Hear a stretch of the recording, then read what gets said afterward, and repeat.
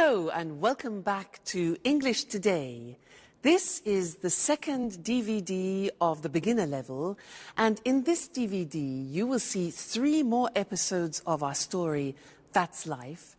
And then in our special TV programs there will be a debate about low-cost airlines and an interview with a sports expert about football training. Then, in the grammar section, we will study the simple present, frequency adverbs, some and any, there is, there are, and also making suggestions. Now remember, if you have problems understanding anything, use the subtitles. Okay, so enjoy studying and have fun.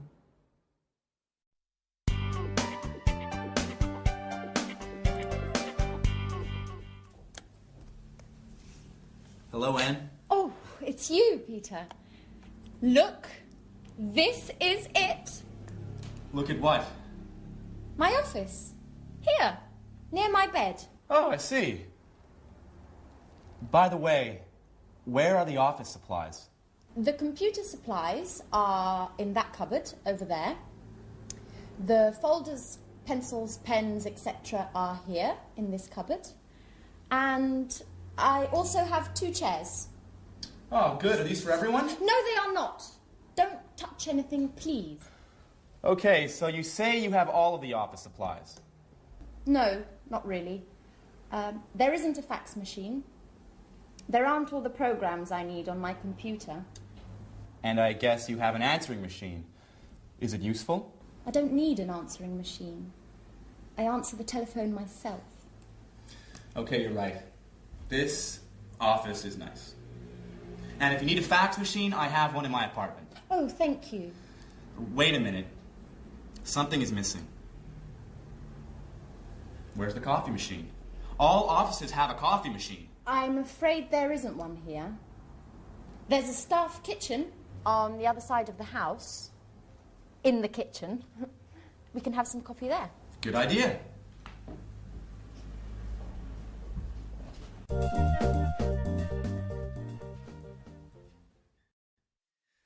Hello and welcome back to English Today. How are you? Now, in that last episode of That's Life, did you notice that Anne described her office? And the most important thing for Peter was what? The coffee machine. Strange. Now, I want to look at the language that Anne used. She used there is a and there are some. Let me explain that to you. Now, if you have a single object, for example, like a glass, then we say there is a glass on the table, or there is a hat on the table, or there is a computer on the table. Okay? Now, that changes when we have more than one object. Like these pens, for example. We say there are some pens on the table, okay? There are some pens on the table. And therefore, in this example here, books, there are some books on the table. There are some CDs on the table. So you see how it changes. Now, let's go and look at that on the screen. You can see it written. So we said with singular objects we say there is. The examples are there's a computer in Anne's office. There isn't a fax machine. That's the negative. There isn't a fax machine. There's a table in the studio and there isn't a coffee machine, which Peter can't believe. Now look at the plural form. We say there are some office supplies in the office. And there are some pens and pencils, okay? And we also use that for the exact number of plural objects. So, for example, there are 2 chairs in Anne's office, and there are 4 pictures, for example, in her studio. All right, so that's an introduction to there is and there are some. Now, in the next lesson, we're going to look at the difference between some and any, which is very important. So listen out for that in the next episode and then come back here and we'll work on it. All right? See you later. Bye. Do you want milk with your coffee? There's a bottle in the back of the fridge. I prefer it without milk, but with some sugar. Oh, I'm afraid there isn't any sugar. Well, that's okay. Black coffee is good too. Do you have any of those great cookies? Oh, yes. There are some cookies over here.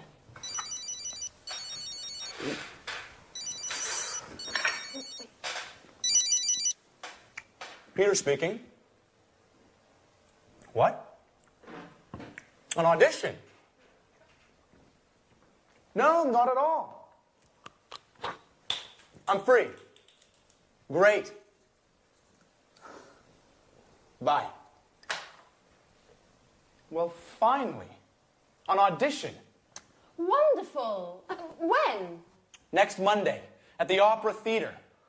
These cookies are fantastic. Are there any more? There are some more in the box. Thank you. Bye, Anne. Time for music. Hey! Take your dirty napkin away from my kitchen.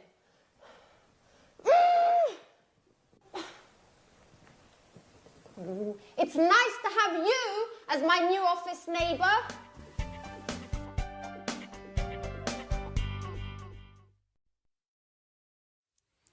Hi again. Anne's a bit difficult, isn't she? Yeah. Now, this is a lesson about some and any. Remember, Peter said, "Can I have some coffee and some biscuits?" Well, I want to talk to you about that right now. Now, in order to understand some and any, we have to understand the difference between countable objects and uncountable objects. So, these things here are ingredients to make a wonderful English lemon cake. Let's divide them into countable objects and uncountable objects. Let's start with these. Now, these are lemons. Countable means you can count them. Uncountable means you can't count them. Can you count these? Yeah, 1, 2. So, these are countable, so there are some lemons. Now, what about these? These are nuts. Can you count these? Yeah, 1, 2, 3, etc. So they are also countable. So we say there are some nuts on the table. Now, what about this? This is marmalade. Now, can you count marmalade? Well, you can count the container, but not the marmalade inside. So this is uncountable, and we say in English, there is some marmalade. It's a singular verb. So we put it here, it's uncountable. Okay? Now, let's look at this. What's this? This is salt. Salt. Now, is this countable or uncountable for you? Countable or uncountable? Well, it is very difficult to count all the little bits of salt. So this is uncountable. We put it here, all right? Now, next thing, these two. Eggs. Countable, uncountable, 1, 2, countable. There are some eggs. This here is spices. Spices. Now, these you can count. So we say there are some spices. What about this? Milk. You can count the bottle, but can you count the liquid? No. So all liquids are uncountable, and we say there is some milk. there is some milk. So singular verb. Put that there. Now, what have we got here? Butter. Butter. Can we count that? Well, we can count a packet, yes, but the butter inside? Exactly, no, we can't count butter. So there is some butter, we put it here. Good. Now, what else have we got? Flour. You know, flour we use to make pizza, to make cakes. Is that countable? Exactly, it's not countable. It's like salt, like sugar, like coffee. So we put this here, uncountable. And the last thing, this. What's this? Water. Is water countable? No, it's not. So water goes with the uncountable. There is some water. It's quite difficult, hey? Let's look at the screen to see that written, all right? And we will do a general summary. So we said countable objects in the plural. In the positive form, we say there are some lemons on the table. There are some CDs on the table. There are some eggs on the table. So that's countable. Now the negative is there aren't any. We use any. There aren't any cigarettes on the table. There aren't any biscuits. Important. Any for the negative. There aren't any magazines, for example. All right? Now, questions. Here again, we use the word any. We use any in the negative and any in the questions. So, are there any glasses on the table? Are there any books on the table? Are there any pens? All right, so some in the positive, any in the negative, and the question form. Good. Now, let's move on to uncountable objects. These ones here. The examples are, there is, singular verb, some sugar on the table. There is some flour on the table. There is some water on the table. Okay? Negative, again, we use any. We say there isn't any bread on the table. There isn't any wine, a liquid, on the table. There isn't any chocolate on the table. All right? Questions? Again, with the singular verb and any. Is there any money on the table? Is there any pasta? Unfortunately not. And is there any beer? Okay? Now, I want to add one more thing to this lesson, and it's the words this, that, these, those. Let me explain. With one object, you say this CD when it's close to you. This CD. But when it's distant from you, far away, you say that CD. This, that. All right? We hear this very often. Let me take two. Plural. Now we say these CDs. When they're far from you, we say those CDs. Okay? So these, those, one, this, that. Let's see that on the screen. So, this book, plural, these books when they're close to you, and that chair, for example, and those chairs when they're distant from you. That's a big lesson, hey? There's a lot to remember. So we have some and any, countable and uncountable, this, that, these, those. Whew! You have a lot to do at home to study there. Anyway, no problem, because you're great students. So we'll meet again in the studio very soon for some more English. Take care. Bye for now.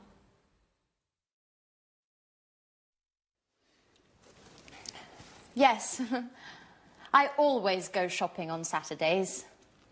The first thing I do on Saturday is drive to the supermarket. I sometimes go shopping on Saturdays, but usually I sleep late.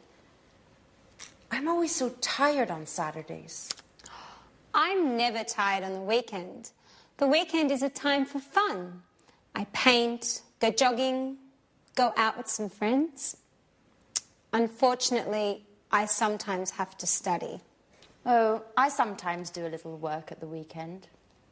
When I'm free, I like going swimming, going to exhibitions, or to concerts, if I have enough money. Oh, and every Sunday, I clean up the entire flat. And in the evening, I watch TV. Oh, I never watch TV. It's boring. Peter and I like going to the cinema at the weekend. Yes, it's important not to watch too much TV. An hour a day or so, that's enough. Come on, guys. You talk like my grandfather.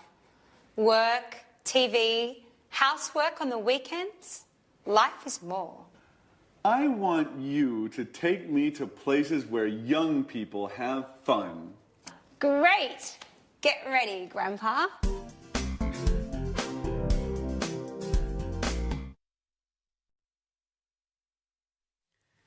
Hello and welcome back again to English Today, your live English language program.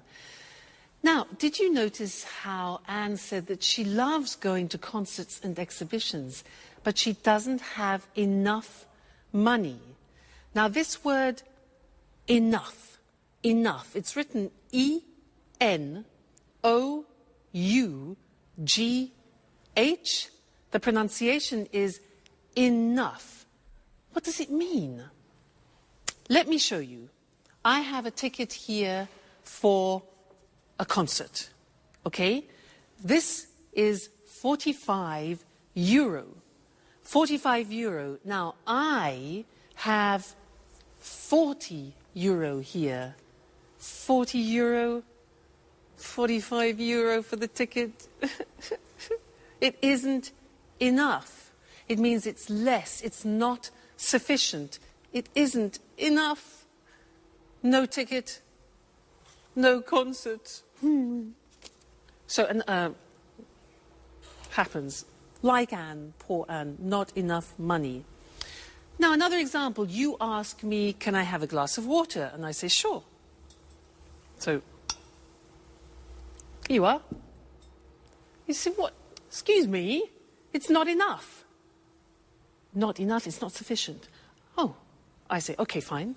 So, glass of water, here we go. And you say, oh, it's too much. Too much.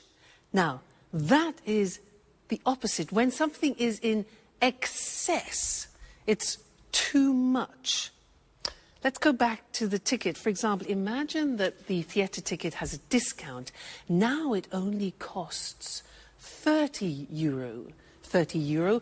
I've got 40 euro, which is too much. In excess, too much. But that's great. That's not a problem. That's great. I can go to the concert. Okay? So, that's enough, too much. Now, one more word. It's a small word, and it's so. When do we use so?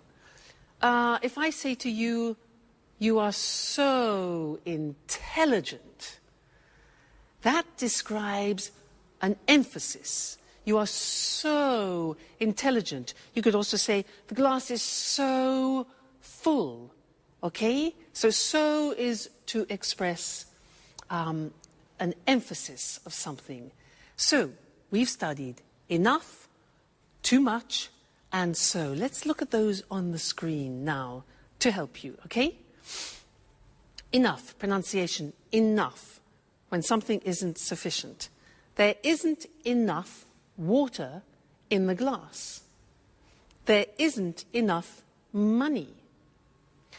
Then we can also use it with an adjective. The glass isn't full enough. After an adjective, it isn't full enough. let's move on to 2 when we talk about something in excess.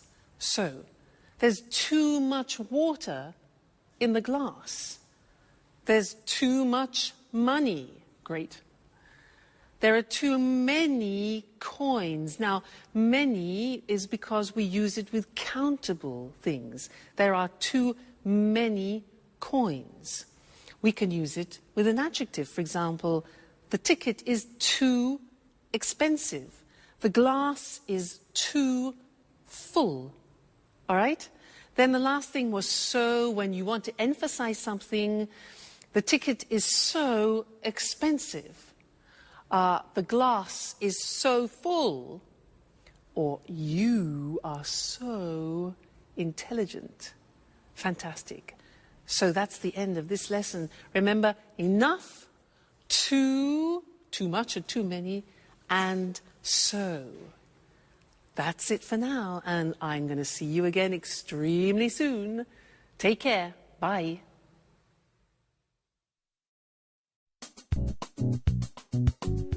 Work is so hard, guys.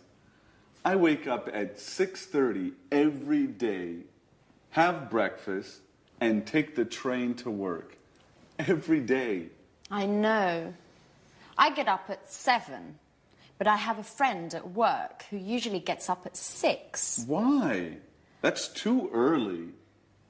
It takes him an hour to drive to work. Wow, that's a long drive. Yes. But he lives in the country. I think he's lucky.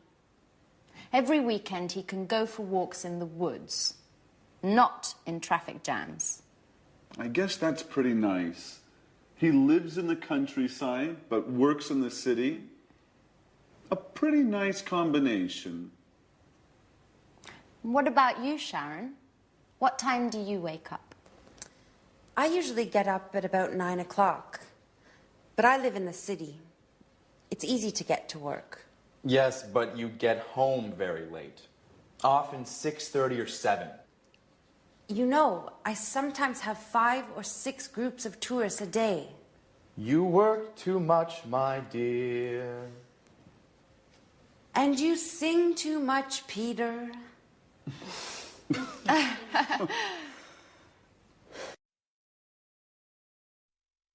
Hello again, and how are you? Now, from that last conversation, we learned that Sharon works too much and Peter sings too much. How about you? Do you work too much? What time do you get up in the morning? 6:45? 7 o'clock? 7:15? 7:30? Well, I'm going to describe my typical day, and I'm going to use the simple present to do that. All right? Well, first, I wake up at 6:45, but I don't get up. I listen to the radio, and I listen to the news. Then after, I slowly get up. That's difficult. And I take a shower. I take a shower. I get dressed. And then I go for a walk with Suki. Then we have breakfast together. She has dog biscuits, and I have toast, marmalade, and butter. Then I go to work on my scooter. Now, my boyfriend has a different day because he goes to work at 8 o'clock at night. Remember, he's a jazz musician. Now, did you notice I said he goes to work? That's because with the third person we add an S, goes. He goes to work at 8 o'clock and he comes home at 3 o'clock in the morning, because he plays jazz concerts. Then he goes to bed and he gets up at lunchtime at 1 o'clock. So we meet at dinner, which is we don't have much time together. But that's life. Now that was the simple present tense, and now we're going to see that on the screen. Very, very important, this grammatical form. So, I work, you work, he, she, it works, she works, it works, we work, you work, they work. Now, very often you forget to put the S on the third person, so I have another teaching assistant who will help you to remember. Mr. Snakes. He is here to help you remember to put the S on the third person. So listen. I work at home. You work every day. He works at night. She works in an office. It works all week. We work together. You work full time. They work at weekends. So remember, it's not difficult, the simple present in English. I work, you work, he works, she works, it works. Don't forget, Mr. Snake, don't forget the S, the third person. All right? Good. Now, listen to the next episode and try and pick out words like often, sometimes, occasionally, because we're going to study those next. All right? Go and have some fun. Bye. Alice, I bet you don't wake up at 6 o'clock every day. Tell us something about your typical day at university. Well, I sometimes have classes in the morning, but I usually have classes in the afternoon.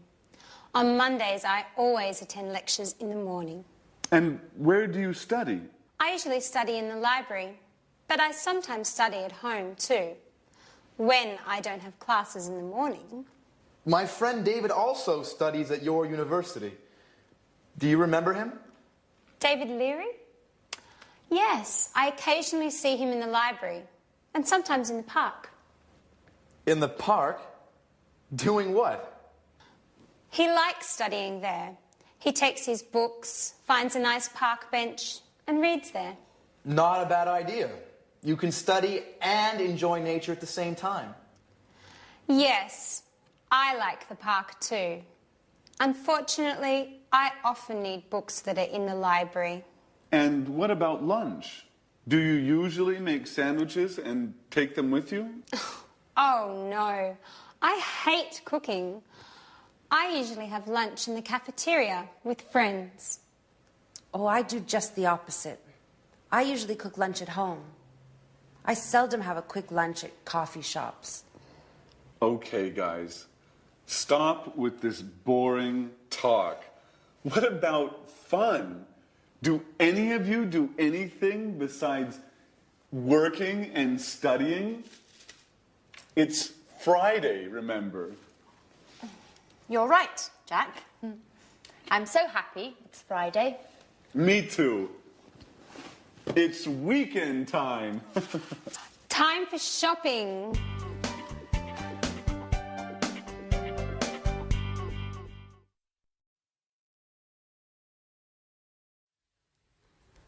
Jack really knows how to provoke Anne, doesn't he? Did you notice those words? Sometimes, always, occasionally? Because we're going to study those now. And in English, they're called the frequency adverbs. And we usually use them with the simple present tense. And they describe how many times you do actions, frequency adverbs. Now, to help me introduce them, I have another teaching assistant. This is, ta-da, Mr. Dinosaur. Mr. Dinosaur is here to help you with the frequency adverbs. Dinosaur, D-I-N-O-S-A-U-R. Now, let's see at the screen how Mr. Dinosaur is going to help you. Well, look at the screen. Now, we're talking about adverbs of frequency, things which describe how often you do something, like habitual actions. Dinosaur. Look at the screen. We have D-I-N-O-S-A-U-R. Now, these letters represent a frequency adverb. Let's see if you can find them. What do you think O is? When you do something a lot.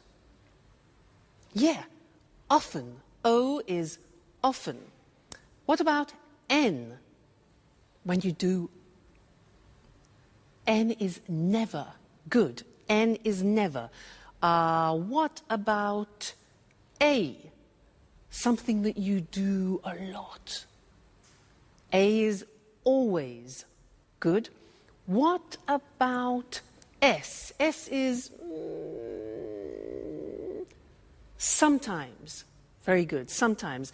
Now, U is for usually. Usually, it's a habit. What about R? R stands for rarely. That's difficult to pronounce. Rarely. And the last one, look at the top. We've got D. Monday, Tuesday, Wednesday, Thursday, Friday, Saturday, Sunday is, a bit strange this, every day. All right, so those are the main frequency adverbs. Every day, never, often, sometimes, always, usually, rarely. You notice sometimes is also the same as occasionally, and rarely, another way to say rarely is seldom. Okay, now, the important thing about Mr. Dinosaur and the frequency adverbs is where to put them in the sentence. Now, look at the examples. We put them in front of the main verb. So, I never go out. You always arrive late. He usually gets up at 7. She rarely plays tennis. It often rains in England. We sometimes watch TV. You occasionally drink wine.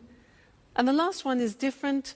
Every day they drive to work. Usually every day we put at the beginning. But the others are always before the main verb and after the subject. Now, one problem. There is an exception to the rule, which is typical of the English language. And what is the exception? The exception is the verb to be. The verb to be is always an exception in English. Let's see how that works. Look at the example. He isn't often late. We are sometimes in a hurry. You see the position. The position of the frequency adverb is after the verb to be, not before. And that's the rule. So he isn't often late. We're sometimes in a hurry. They're never at home. And I'm always tired. So those are the frequency adverbs, very important, and we use them to describe our habitual actions. Now, in the next episode of That's Life, listen for this word, enough. Enough. It's a very strange word, because we're going to talk about that in the next lesson here in the studio. So, go and see That's Life. Bye.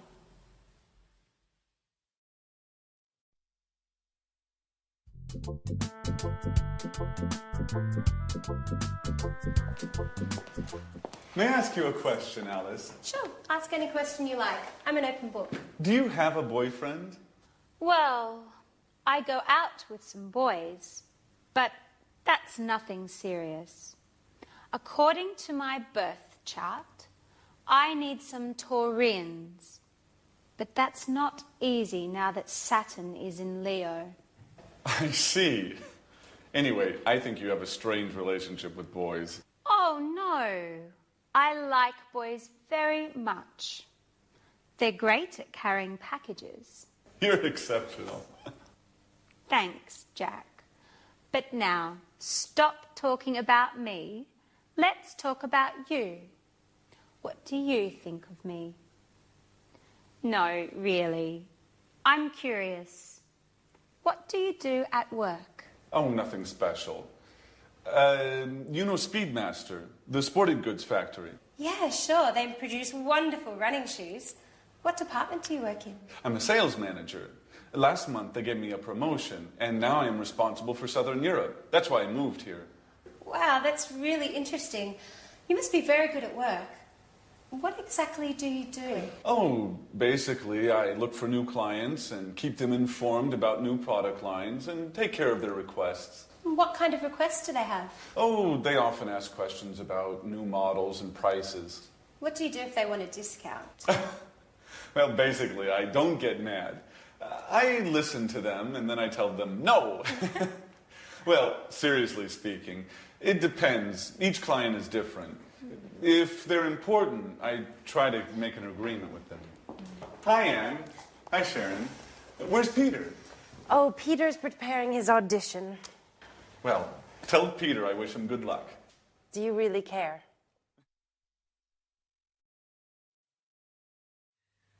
Hello and welcome back to English Today for some more live English. Now, Jack, does he really care for Sharon? I think he does. Let's ask Mr. Monkey. Mr. Monkey, does Jack really care for Sharon? Mr. Monkey. Yes, he agrees, he cares. Now, in that episode, there were a lot of questions, and I want to practice that with you now. And to do that, we are going to have a quiz. I am going to change profession. I am no longer an English teacher. I have a different job. I will ask 10 questions. I will give the answers, and you must guess my new job. Now, if you guess it correctly, I will play a flight for you to go to London for a romantic weekend. How about that? Flight to London? So 10 questions. Listen carefully. Number 1. Do I work in an office? No, I don't. Number 2. Do I work outside?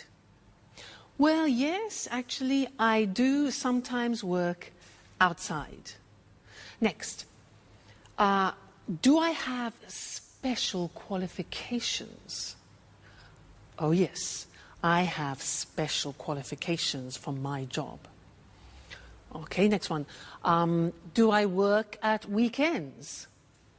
Yes, I do, actually. Most weekends I work. So, I don't work in an office.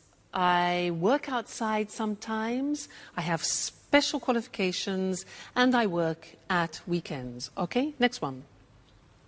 Do you travel a lot? Oh, yes, I travel everywhere. I travel to America, to the Far East, around Europe, a lot. Do you earn a lot of money? Oh, yes, I earn a lot of money. Next question. Do you use your hands when you work? Yes, I do. I use my hands and I also use my feet. Very important. Next one. Do you work with other people? Yes, that's very important. I work with other people. All right, next one. Do you use music in your job? Music? Yes, now music is very important for me, music. And the last question, do you wear special clothes? Well, yes. For my job, I have special clothes, I have special shoes, particular shoes, and I do my hair in a special way. So, I use my hands and my feet. I work with other people, I use music, I earn a lot of money, I wear special clothes, and I travel a lot. So what's my job? No. No. No. It's difficult. Shall I tell you? I'm a prima ballerina. I won, you lost. No London, no flight to London. Next time, there'll be another quiz. All right, good. So let's look at the grammar that we've just used for asking questions, okay? Now, we have the question form with the question word like when, the auxiliary, do, I, the subject, and then arrive, which is the verb. So, when do I arrive? Okay, that's a typical question in the simple present. Look at the next one. What do you do at work? What do you do? Next one now, this is important, and we need Mr. Snake, because it's who does he work with? Remember, does, third person, the S, do becomes does. So who does he work with? Next one, why does she study? Third person. How much does it cost? Again, third person, it. When do we leave? Where do we live? And how do they speak English? Okay, so remember, third person does is the auxiliary plus the infinitive. All right, so those are the English question forms. Now, in the next episode, listen out for the negative form, and then we'll study that together. Okay, so have fun studying, and I'll see you again very soon. Bye.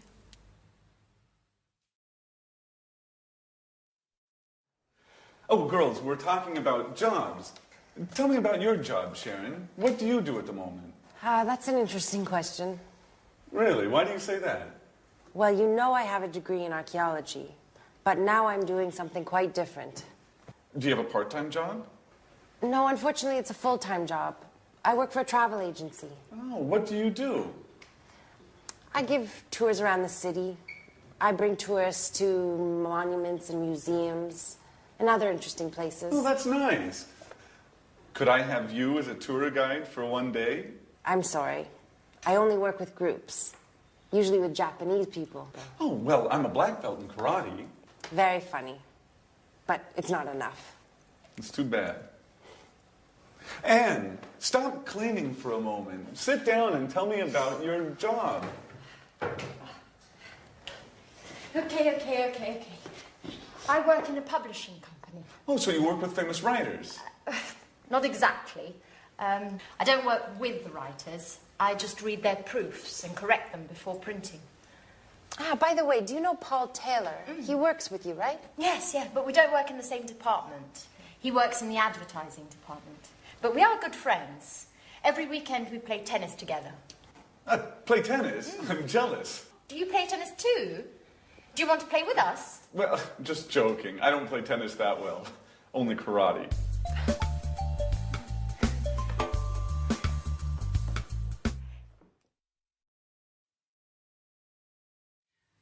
Jack, I don't play tennis very well. I only do karate. He doesn't play tennis very well. It's easy. Men. Now, anyway, it was a good example of the negative of the simple present tense. I don't play tennis very well. Now, I'm going to tell you my typical day again, but in the negative, and listen to the grammatical form, okay? I don't wake up at 6:45. I don't get up after. I don't listen to the radio. Now, don't is do not abbreviated, okay? I don't take a shower. I don't have breakfast with Suki. And I don't have Dog biscuits. Now think of my boyfriend. Let's go into the third person. My boyfriend doesn't go to work at 8 o'clock at night. He doesn't play the saxophone. He plays the double bass. Now, doesn't is does not contracted.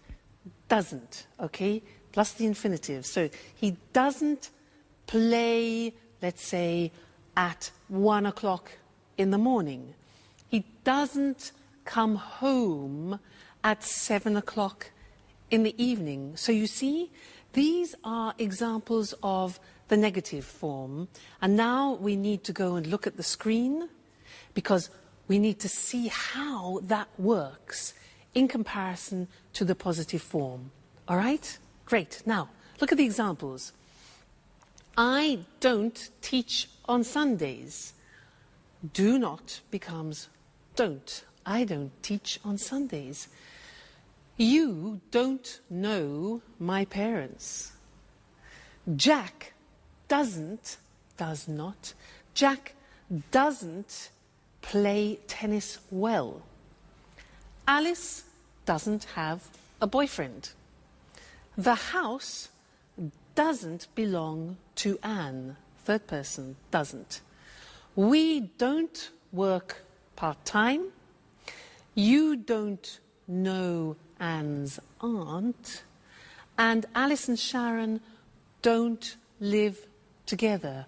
All right, so now we have studied the positive form, the question form, and the negative form of the present tense. So a whole world opens up for you. Okay, well, you just keep studying and we'll meet again here for another live show very soon. All right, take care. Bye.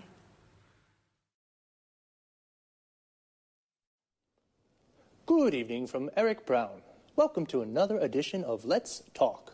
With me here in the studio are Marie and Tom. Hello, Marie. Hello, Tom. Hello, Eric. Well, today, let's talk. Let's talk about what, Marie? Low-cost airlines. Very interesting. You're right, Eric.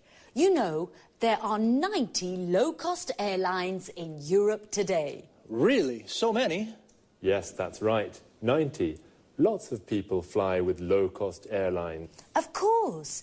It's very cheap to fly with these airlines. It's not always cheap, Marie. It's cheap to fly midweek on Tuesday, Wednesday or Thursday, but it's not cheap to fly at weekends on Saturday or Sunday. But are the planes safe? Yes, the planes are usually new, so they are safe. Oh, that's good. It's important to fly in safe planes. And what about the tickets? Is it easy to find them? Yes, it's very easy. I usually buy my tickets online with my credit card. Well, I travel a lot. Really? You're a real expert on low-cost airlines, Marie, aren't you? Yes, I am. My boyfriend lives in Berlin. Oh, and how often do you visit him? I go to see him twice a month. Oh, I see. And are the flights on time? Yes, they're usually on time. I leave work at 5:30 in the afternoon and arrive at the airport at 6. Perfect for the check-in. That's very convenient. You're lucky, Marie. Usually low-cost flights leave from airports a long way from the city. What time's your flight? At 7 o'clock. You're really lucky, Marie. Usually low-cost flights leave late at night or early in the morning when it's not convenient. Yes, that's true. And yes, I am very lucky. Is there any food on the plane? Yes. Passengers buy drinks and snacks. Remember, the drinks and snacks aren't free. You have to pay even for a glass of water. That's true, but it doesn't matter. I arrive in Berlin at 8:30, just in time for a pizza with my boyfriend at Bella Napoli. A very good pizzeria, the best one in Berlin. Oh, that's great, but for us, it's time to say goodbye. Okay, low-cost airlines. Today, there are many low-cost airlines throughout Europe. They are very easy to use, and they are cheap. And the planes are safe, and they are usually on time. Very interesting, very, very interesting. Thank you, Marie. Thank you. And thank you, Tom. Thank you. And goodbye. And see you again soon on another edition of Let's Talk. Well, low-cost airlines really make traveling easy. For many people, flying is very simple, like taking a bus. Now let's take a look at some very useful vocabulary and expressions you just heard. The check-in is the place where you show your passport and leave your luggage. In English, it is also a verb. We say, I check in at 7, or where's the check-in for Berlin? When we talk about cheap prices, we mean it doesn't cost very much, and expensive means it costs a lot. My ticket to Berlin is 600 euros. It's expensive. Your ticket is 100 euros. It's cheap.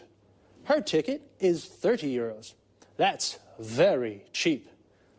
To say what airline we use, we say fly with, followed by the name of the airline. I fly with Air Liverpool, or the type of airline. I fly with low-cost airlines. And what about when you want to ask if the plane is late? We can say, are the flights on time? If the flight is at 7 and it goes at 7, it is on time. But if the flight is at 7 and it goes at 10, it's late. Marie said, I buy my tickets online. This means she uses the internet to buy her ticket. What other things can you do online? Here are some examples. I reserve hotel rooms online. I don't call the hotel on the phone to reserve a room. I use the internet. I check my bank account online. I use the internet to see how much money I have in my account. I pay my bills online. I use the internet to pay the electricity bill, the water bill, the gas bill. Wow, we can really do a lot of things online. Okay, just 2 more things before we say goodbye. The first is frequency. When we say how often we do something, I asked Marie, how often do you visit him? And she said twice a month. Twice a month means 2 times in a month. Once a month means 1 time in a month. But when we do something more than 2 times, we say 3 times a month, 4 times a month, etc. Even if we change the period of time, the structure of frequency remains the same. For example, we can say once a day, twice a week. But remember, we say 3 times a year, 4 times a week. One last thing. Notice the preposition after arrive. When we arrive in a place like a station, airport, shop, we say, I arrive at the airport at 6. But when we arrive in a city or country, we say, I arrive in Berlin at 8:30. So, we say, I arrive at the station, I arrive at the airport, but I arrive in London or I arrive in Madrid. That's about it for now. Take care and see you soon. Good afternoon to everyone. Welcome to Sports Special, the program dedicated to all sports and all sports fans. I'm Eric Brown. In the studio with me is John Forbes, our sports expert. Well, John, what are you talking about this afternoon? Football. Great, my favorite sport. It's not only your favorite sport, Eric. Millions of people love football. Of course. It's a fantastic game, the best in the world. Well, maybe, but remember, Eric, football isn't only about fame, success, and money. Oh, a lot of money. Professional footballers earn millions of euros. That's true, but football is also about hard work, fitness training, stretching, and jogging almost every day. Really? How often do professional players train? They go jogging every day at 8 in the morning, and then they work out in the gym. Ah, so much exercise. And that's not all. Really? What do you mean? Well, they also practice football 3 or 4 times a week with the team. And where do they train? They usually do fitness training at the football ground. First they do stretching, then they practice shooting. Is the coach with them during the training? Yes, of course. The coach is very important for the team. He shows the players good techniques for passing, dribbling and heading. And he decides who plays in the matches. How many matches are there in a football championship? 30, more or less. You know, football championships take place in the winter, usually from September until June. And when do they play matches? At weekends, but the big clubs also play during the week for the European Cups. Oh, championships, European Cups, training. Footballers are very busy. Yes, they are. The only time they rest is in the summer. Well, holidays only in the summer, but what about fun? For example, can the players have a beer after a match? Of course, Eric, especially if they win. A beer is a perfect way to celebrate a victory. Well, a footballer's training routine is very hard, but it is very rewarding too. Okay, thanks to our expert, John Forbes. And goodbye to all football fans and sports lovers. See you again soon for a new edition of Sports Special. First of all, football and soccer are the same thing. Football is the British word, and soccer is the American form. But they are exactly the same thing. So, let's take a look at some of the vocabulary we use to talk about football. Do you like football?